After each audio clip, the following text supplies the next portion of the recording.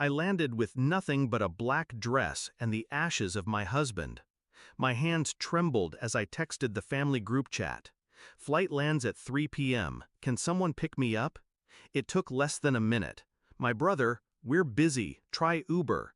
My mother, why didn't you plan better? My heart didn't even sink. It didn't have the strength anymore. I just typed 2 words, no worries. They thought it was dismissal. It was a warning. Once, I believed family was a safety net.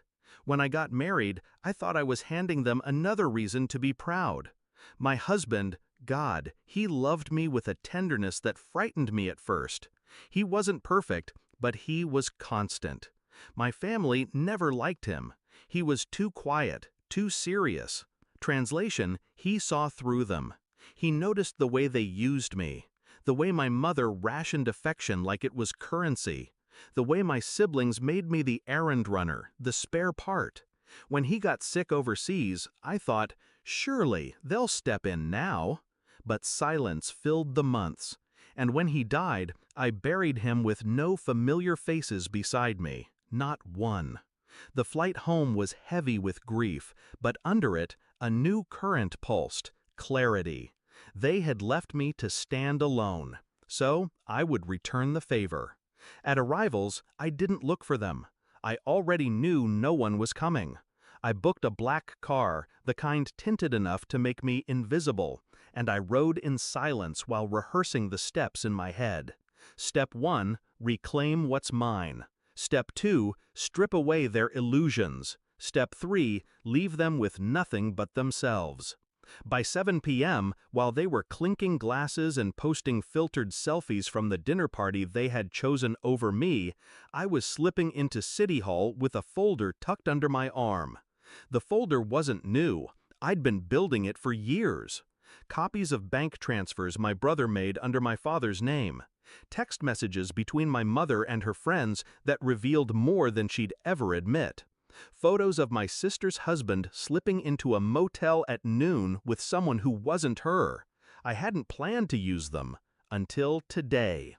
Step 1, I went straight to the clerk's office and filed the paperwork transferring my share of the family trust out of joint control. My husband had taught me to protect what was mine, and he had set up contingencies. They never knew. By the time they tried to touch it again, their hands would close on air. Step 2, the envelope. The one I had placed on the gift table at my sister's engagement party. The one she hadn't even bothered to thank me for. I still had the deposit slip, proof of the transfer I made back then. I printed it again, this time stamped reversal.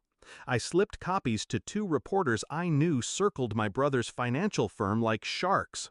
Step 3, timing. That night, as they toasted themselves at a high-end restaurant, sipping wine paid for by accounts they thought no one could trace, the first story went live. Headline, Local Banker Accused of Misusing Client Funds, Investigation Underway. His face splashed everywhere. At 9:12 p.m., the second story dropped. Socialite mother linked to questionable charity funds. My mother's name, her photo, her carefully manicured reputation cracked wide open. By 9:30, my phone buzzed. Calls, messages, the group chat lighting up with panic. My brother, what did you do? I didn't answer. Then came the footage, the part I hadn't planned but couldn't resist. I'd left the airport not through arrivals, but through the press gate. A friend with a camera had captured me stepping off the plane, pale, draped in black, clutching my husband's ashes. Alone. The news station ran it with one line beneath. Family abandons widow at airport after husband's funeral. They saw it. They must have, because at 10:04 p.m., my sister called, sobbing, begging me to stop. At 10:10, my mother texted, "Come home, let's talk." But there was no home, not anymore. I turned off my phone, drew the curtains, and sat in silence for the first time in weeks. I didn't need to scream, didn't need to confront them face to face. My revenge wasn't about spectacle, it was about absence. They taught me I didn't matter. I returned the lesson.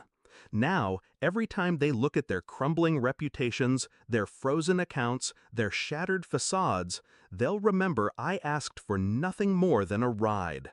And they couldn't even give me that. Funny, isn't it? One text, 2 words, no worries. They should have worried, because by the time they dropped their phones in shock, I had already dropped them forever.